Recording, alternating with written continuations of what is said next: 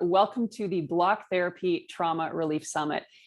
My name is Deanna Hansen. I'm the founder of Fluid Isometrics and Block Therapy, and we are here with Dr. Eric Robbins. And I just want to give you all a little bit of background information as to why we're doing this, because we are just starting an amazing speaker series. There's going to be incredible information from all these people sharing their insights, what they have to offer, and most of them will also be sharing a healing in the moment. So it's going to be absolutely packed full of information. I am so excited. But this all began because throughout the last while, really, people have been talking more and more about trauma in our community group. And of course, Dr. Robbins has been such an incredible resource to myself and our community, and is also a block therapy advocate. So that's really wonderful.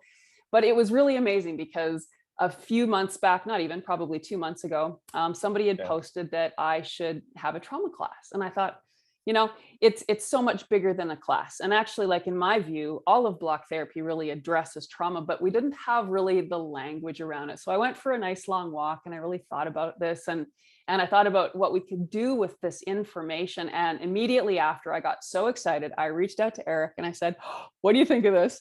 And immediately he agreed to partner with me on this journey, which just makes this so amazing for me, because I don't know that I would have done it, to be honest, without you.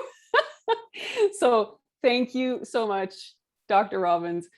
Please introduce yourself so we all know how amazing you are, and let's dive into whatever you're going to share.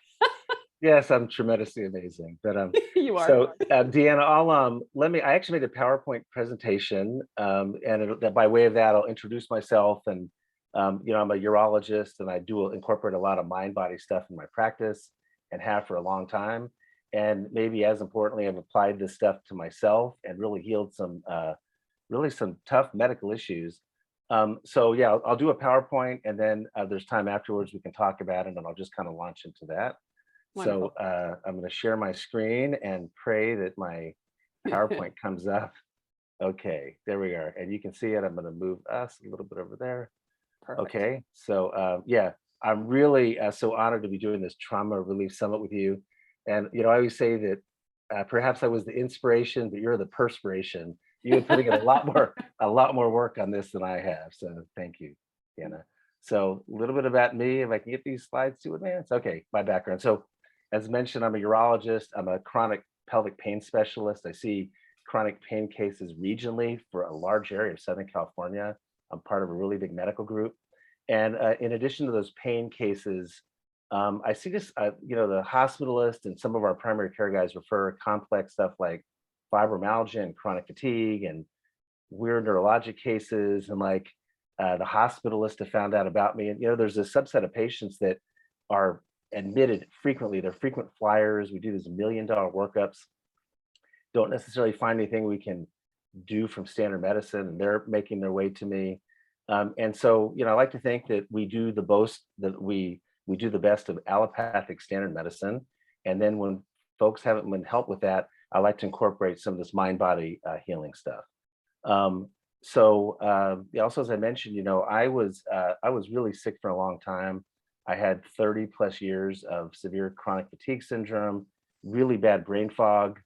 In 2014, I was admitted to the hospital with a supraventricular tachycardia, and my heart was racing at 220 beats a minute. I was dizzy and lightheaded. And for months leading up to that, I had these weird neurologic things, and it was really affected me cognitively, and felt like kind of my GI system, you know, was shutting down. Like if I ate after 7 at night, my food wouldn't digest. I'd wake up the next morning and had the food in my stomach. So the first thing I want to say is that this, you know, I've actually applied this mind-body stuff to myself, and then started using it with patients, and I've used it extensively with patients. And you know, there's a lot of physicians out there that are kind of interested in the mind-body stuff as an abstraction or a concept, and all I would say is it's a totally different issue if you get sick and then you like start applying it to yourself.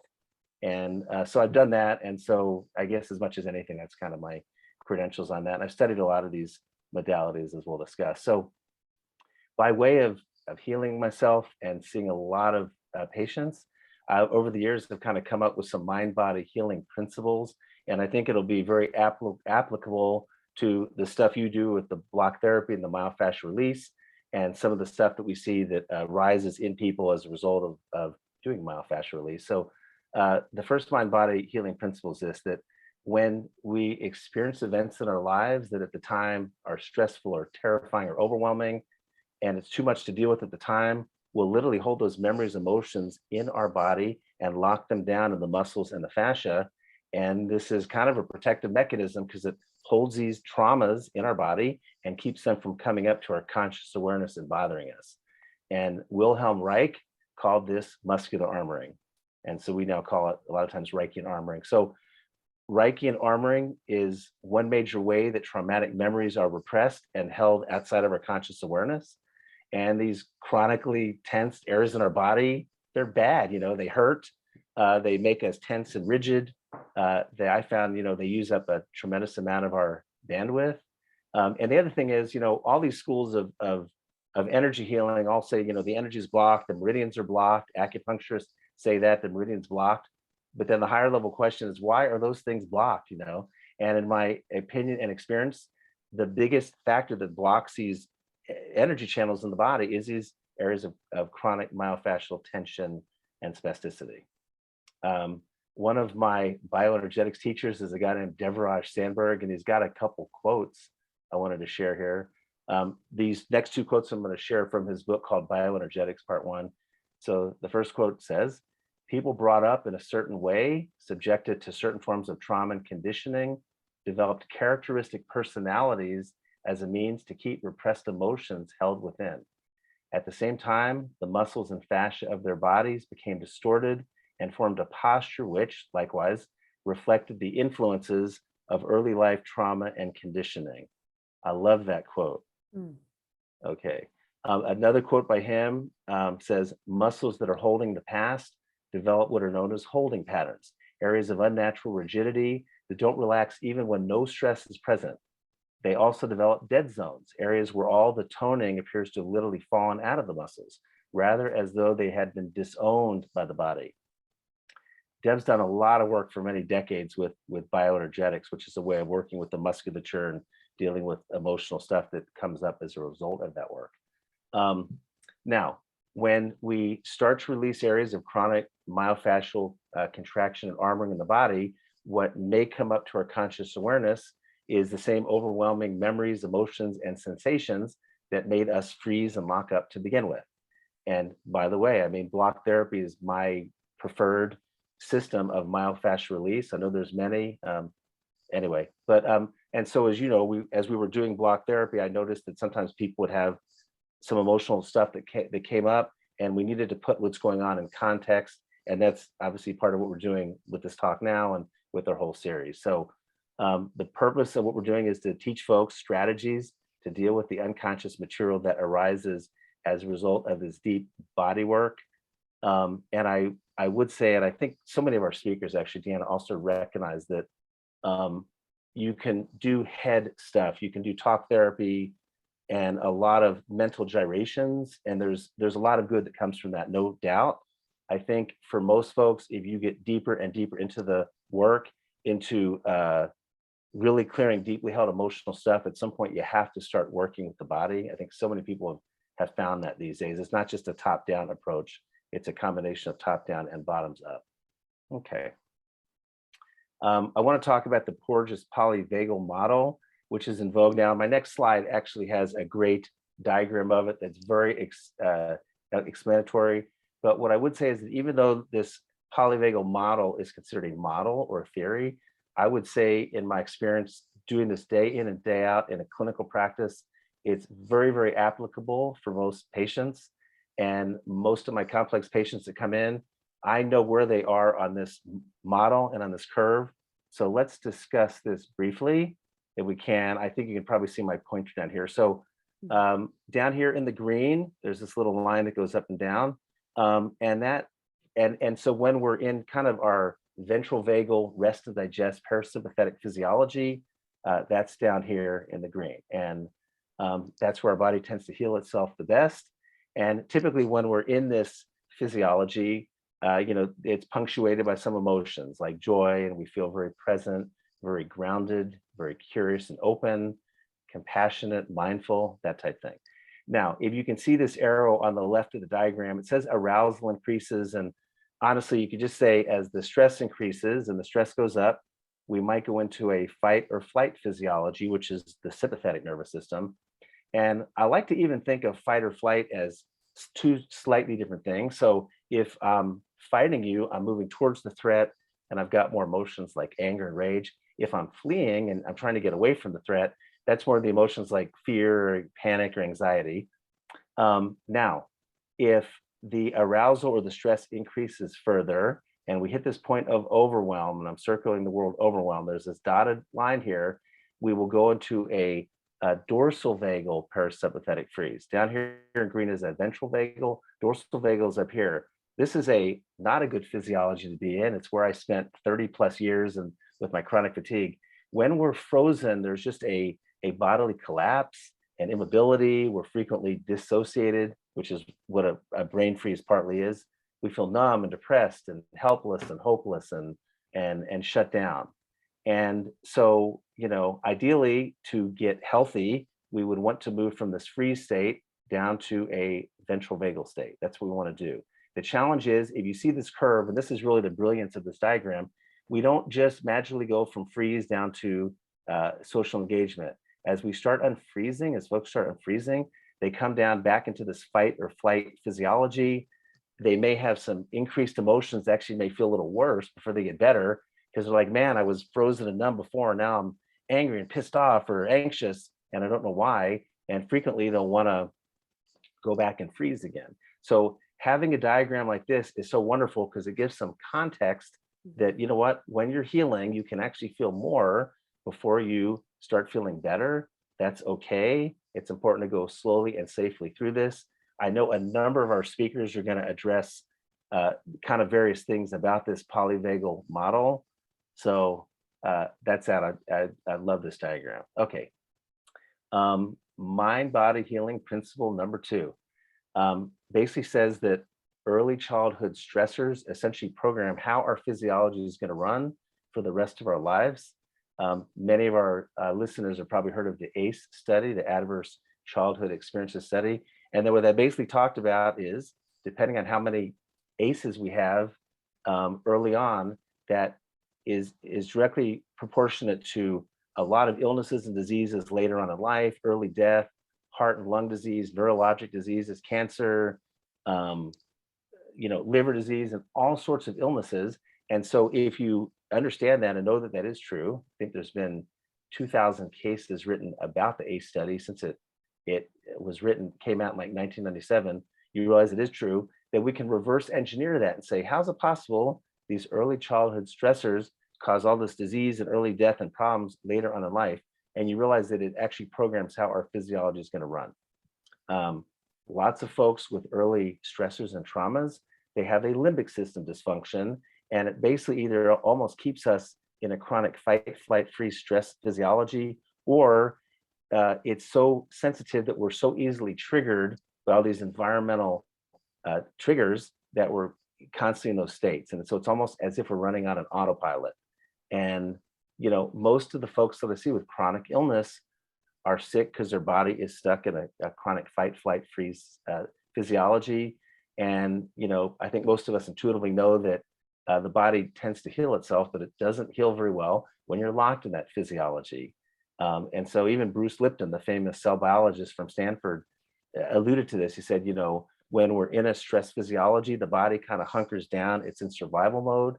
And it's not till we get out of that stress state that we can, kind of engage in healing and regeneration.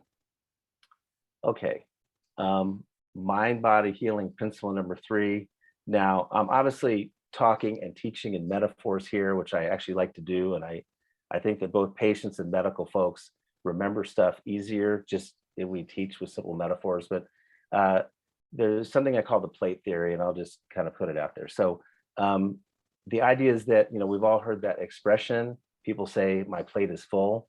And so I think what that refers to is that for all of us, our nervous system is like a plate.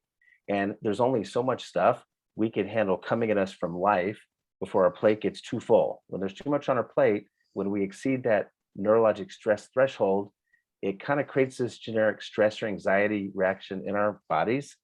We all cope with this differently depending on how we learn to respond as kids. And so, for example, people get pushed over that threshold. Some people isolate themselves. And I know folks, they don't want to answer the phone, answer text. They just shut off from life and just kind of need to hunker down. Other people are get pushed over the threshold and they're angry a lot, or they're anxious or depressed, or they engage in any one of a number of addictive behaviors. The point is, all these reactions are secondary to being pushed over that threshold. And by the way, particularly early childhood traumas affect the development of the nervous system, even traumas in utero that literally can give us a very small plate. One of the reasons I'm good at this stuff is because of some early life stressors. My plate was like the size of a thimble. So you could imagine how fast life's going to fill that up, and I would go into feeling horrible. There's a quick caveat I just always like to throw in here, and that is something called the upper limits problem. So everyone gets how bad things and stress and stuff can fill up your plate quickly, but for folks with really small plates, sometimes even seemingly good things in life, positive energy and love and intimacy and good health and financial success, can actually feel bad to a nervous system that if you have a really small plate. And then oftentimes we have to self-sabotage to kind of dampen down the energy so that we can feel better. Okay.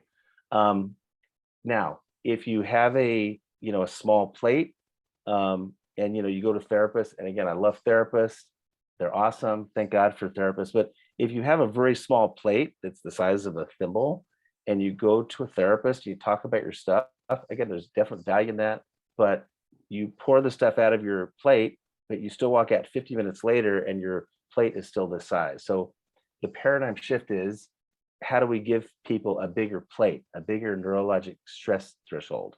I remember when I was in therapy years ago, again, the talk therapy, there's a role for it, but it wasn't until I found some other ways of getting a bigger plate where I could handle more stuff that I just stopped feeling bad and overwhelmed and anxious all the time. There's some strategies for giving folks bigger plates, and some of it is a top-down approach where we use the intellect and hope to make shifts in the body, and some of it is a bottoms-up approach where we hope to use somatic modalities to affect the mind and stuff like that. I don't know if you know, it's a scientific fact that like 80% of the fibers from the vagus nerve are afferent, means 80% of the communication from the vagus is going from the vagus, from the body to the brain, and only 10% is the brain going and impacting the vagus and affecting the body. So again,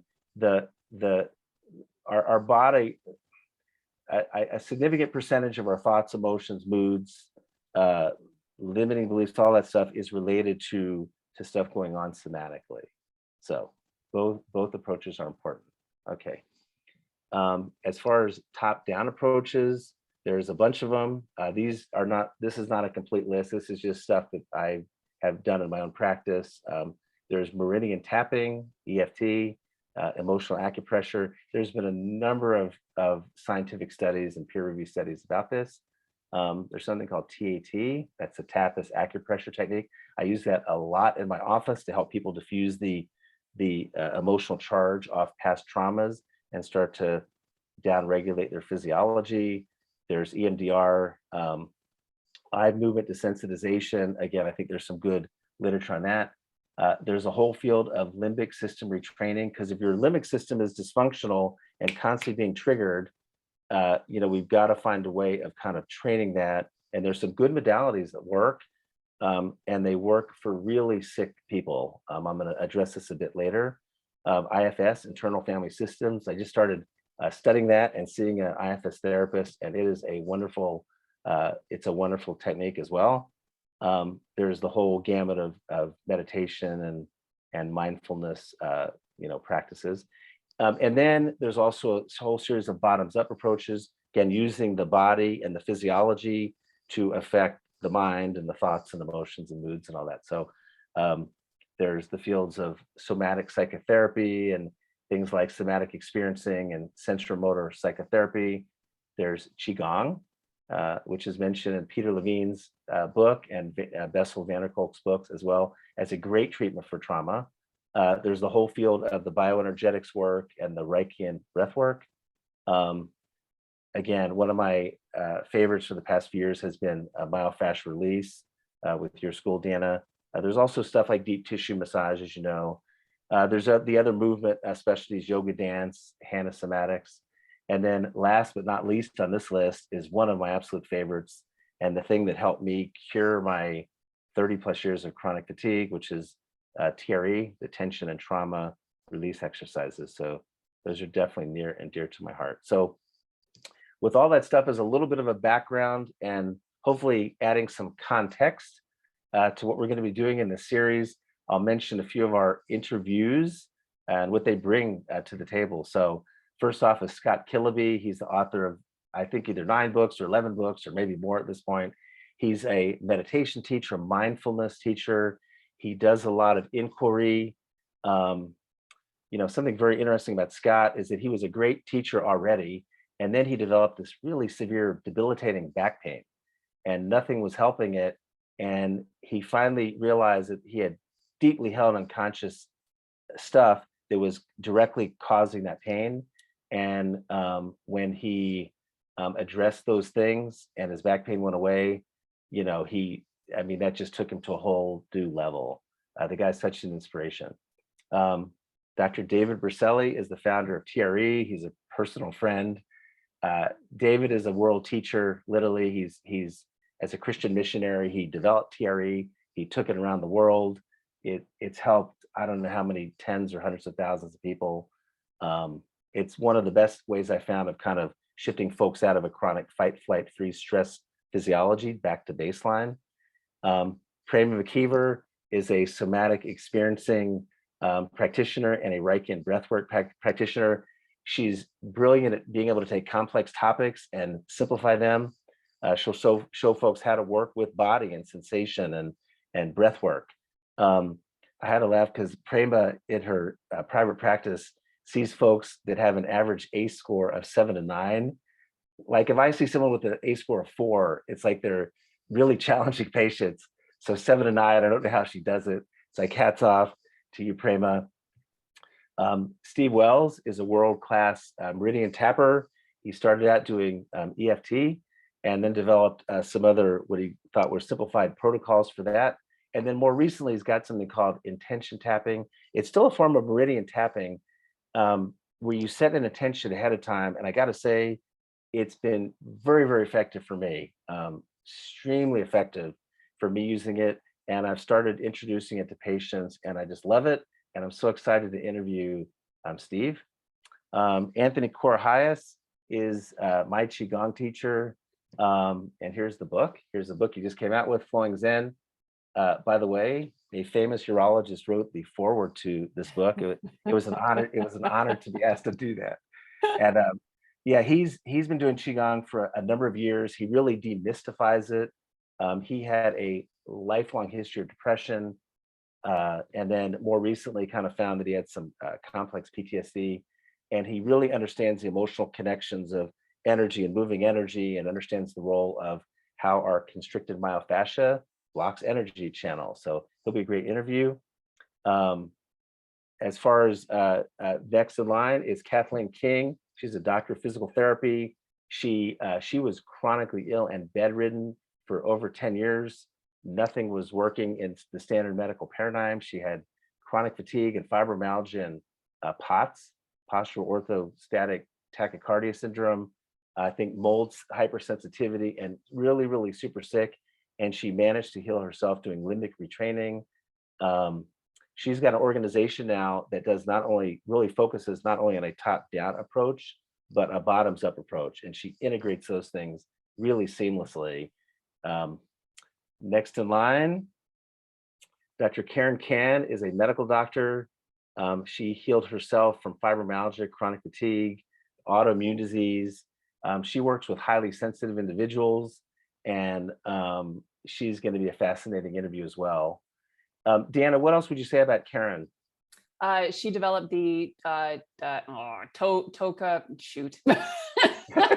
Let me put you on the spot right yeah, no here. kidding. Yeah, Sorry. she developed a phenomenal method, Topacan Got it. method. Yeah, so she'll Got be it. sharing all about that. Okay. All right. And then actually, I'm going to have you, if you don't mind, now that I've been putting you on the spot, Dr. Judith Swack, Healing from the Body Level Up. And I know you've worked with her. So I uh, have. She was like yeah. this really cool detective that, kind of went into my body through muscle testing, had me Hmm. figure out like these things, these areas of my body through like my own connection to what I was feeling and going in and pulling things up. And then she has this whole amazing protocol. And then you do muscle testing to find out which protocol is appropriate for whatever it is that we're dealing with. So that was a really interesting experience. I think I saw her over a year, about 12 times, like once a month kind of thing. And yeah, I shared with some pretty interesting stuff that happened to me through that process for Yeah. sure. I Yeah. mean, Deanna and I've obviously known you through the process. And I got to say, when the you before you started working with her and the you after, there were really profound shifts. And I Mm. think, your organization really due probably to your internal shifts just took off amazingly. I mean, it was just to see that, and you as a friend and colleague was just amazing. Yeah, I said Ah, Judith is doing some great stuff. So yeah, no, she really um, is. Very yeah, excited. that's Edna awesome. Guzman, she's Yeah. one of our instructors, therapist, and she does neuro-linguistic reprogramming. So she has a beautiful hacienda in Puerto Rico. Quinn and I Mhm. went there 3 years ago before COVID hit to meet Yeah. our Spanish group of teachers, and she put me through some of her hypnotherapy and her process, and truly phenomenal, truly phenomenal. Wow. Wow. Yeah. All right, let me scroll down. We got a couple others, and please. Philippa Odeval. I'm on her platform. Her platform used to be called Women's Cycles. Now it's called Moonrise. And Mhm. she shared with her experience how, through her own trauma of prolapse after having her two children and not finding any solutions, she created this platform for women with educators, getting women through this stuff. So that was a really profound conversation. I mean, she's just so open and heartfelt and just such a compassionate human being. The two of us together actually did a melting intravaginal scar tissue course. So Oh, we wow. talk a little bit about that there as well.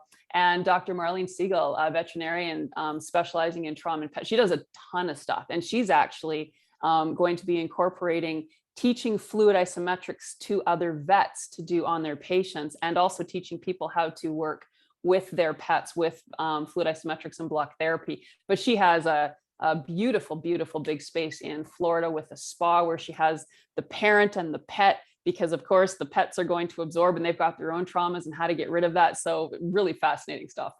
Yeah. Yeah. Gosh, definitely our pets do absorb our trauma for sure. Wow. This is such an exciting lineup. Gosh, Yeah, no, I'm I really gotta happy. say, when you were talking about that plate, because now you Yeah. gave me this visual, because again, I always reference everything as how it's being stored in the breath. And so you're talking about this plate. And I mean, whenever I'm doing interviews, I always share how, the diaphragm is this plate. And when it's working properly, it's this full plate moving up and down. And when we compress and we get pulled in and the breath gets stuck, we have very little of that plate working on our behalf. So you gave me such an amazing visual with this to just, to share it in another way, just to help people make sense of what's going on. Yeah. I mean, definitely, the plate is many different things, but Yeah. absolutely it is the state of our myofascia. And the thing I discovered actually when I started doing block therapy is there's obviously areas of our body that we know we're kind of tight and stuck in, but you have such a whole body approach, and you start putting that block in different places that you didn't even know were stuck until you get to them and free them up. And it's like, wow. So yeah, the myofascia is a big part. We talk about a plate or a container. Obviously, hello, this is our body, and that's a huge part. And again, so much of what's up here, our thoughts and emotions and limiting beliefs, and is Eric, can we actually, actually take this PowerPoint off so we can let's see you take this talking? PowerPoint Yeah, off. I want Okay, to see your fun there you face. are. There we go. Okay. That's better. Yeah. So much of this, so much of what's up here is coming from the body and the physiology. And it is so important to work with that. Yeah. Yeah. Yeah. I know, this is just going to be truly phenomenal, and I really can't wait. My community, I know, has been craving this kind of information, and Yeah. to see just the different approaches again of people and what they're bringing forward, and again, also the very, I love it because it's also non-judgmental. I mean, Hmm. I think, I think of my past, and I think of some of my behaviors and the shame and the guilt that can be surrounded by Yeah. that. And the last thing you want to do is pull them back up again. I mean, what's so lovely about these processes is they can come up in those healing crises, but they don't Hmm. necessarily have to be attached to something that can throw us back into that, mental patterning of constantly going over it and over it. It's like, no, it comes up so you can let it go. And Right. that's just the beautiful piece, right? It's all about a clearing. And so, and I mean too, I loved in the beginning how you were just sharing about like the fact we're so suppressed with so many things that we really had at least very little conscious control over. I mean, Yeah. maybe, we Yeah. chose to come in here into this world to experience certain events and be in families with certain experiences. But at the end of the day, when you're an innocent child and you're undergoing trauma, and then that affects everything from Yeah. that moment going forward. And then how does that affect intimacy or joy or pleasure Yeah. or, flourishing, period, and Yeah. having creative expression. So, yeah, that's my real goal here is to provide that opportunity for people to really just live the best life possible, and to realize that we're all these perfectly imperfect humans that deserve the best of everything, and these things that are holding us back, we do actually have an ability to release them from the body, and to change course from this point forward. Yeah. And I like what you said too, that as we do body work, myofascial release, and stuff comes up, it doesn't always have to be, we don't always have to label it, add meaning to it, add a story. In fact, so much of what we do in somatic psychotherapy is something will come up and we say, listen, just notice those raw physical sensations. I'll tell the patients, allow those to be there because they're coming up. They're there right now anyway. Allow them to be there. Literally, just by not resisting those bad feelings that they've had their whole lives, sometimes is a huge epiphany. Sometimes people Mm-hmm. take a deep breath just from doing that, and then notice raw sensation, let it be there. Do the best you can to not add a meaning to it, a label, a story. I remember I may have told the story before, but I was working with some woman, and she had this very uncomfortable tightness and constriction in her throat and chest. And she goes, "Oh, that's my ex-husband." you know, and I said, I'm pretty sure, first of all, that the guy is, he's way too big to have his whole body right here. That's not him. We all do that though, right? Like we have Yeah. an uncomfortable feeling that comes up, and in a millionth of a second, we put a label, a story. So I said, listen, that's not him. It's not the bad ways he treated you and the mean things that he said to your kids, but there are sensations there. You don't like them. Let's just for a moment allow them to be there. And then you can get tremendous movement very quickly working with sensation. And then we had her pendulate and notice a part of her body that felt actually safe or comfortable or relaxed right now. Now, people's minds preferentially focus on the not safe thing, the bad feeling, and we just teach people to find areas of comfort in their body. And I also have to say, when you're doing myofascial release work, you're opening up a lot more real estate in your body that actually does start to feel pretty good. So there's a lot of areas that one can start noticing, and then you go back and forth between the bad and the good. Kind of another word for that might be kind of a memory reconciliation, reconsolidation. Anyway, yeah. So definitely one can apply a lot of somatic psychotherapy principles to this. I'm sure Prem and some of our other folks will address those things as well. I also love Greg Braden in the God Code. He gets into the specific details, and I'm not very good with detail, but he basically talks about how on the surface level of every cell membrane is Hmm. the message God lies within. So when you start opening Hmm. up these spaces that were otherwise blocked, you start to connect to all these other gifts and abilities and possibilities that your Yeah. life can have and that you can share with the world. So yeah, we just want every one of our cells, working on our behalf and not frustrated and anxious and blocked away. Yeah, I mean, oh, yeah. Anyway, Yeah. I, Go ahead. I get into some detail with some of these discussions too about, some of my personal experiences when I was younger. And I mean, we all have them. That's the thing. It's like Mm. and yet we can hold these ideals that, wow, like I'm so damaged. I remember for years, I mean, like, well, and I was, but I mean, so was everyone else. So it's like, maybe in certain ways I was a little more extreme or less extreme than others, but we're all Yeah. damaged because we're Yeah. all living this human experience. And I mean, it's a duality, and nobody's perfect. And the very first book I read, The Celestine Prophecy, it just really opened my eyes. And I remember one of the things it was talking about, because I think a lot of us, as we're going through it, we have these memories of maybe like imperfect parents or something. And it's like the parents are just parenting based on what they were parenting on. So there's nobody to Right. blame here. It's simply Right. passing down of these energies and what that does to contract the body. So just to understand that and remove that whole blame, suddenly there's this capacity for forgiveness to oneself and whomever else you're, involved in this interaction with, and then it can again just kind of be laid to rest very kindly if we do the things I think that we're here to share with everybody. Yeah. I mean, and that really is spirituality in action too. I mean, the finding the love and the compassion and the space within ourselves. And you mentioned that something like Greg Braden and the God stuff, and I was going to mention that I think there's kind of a whole new series of spiritual teachers.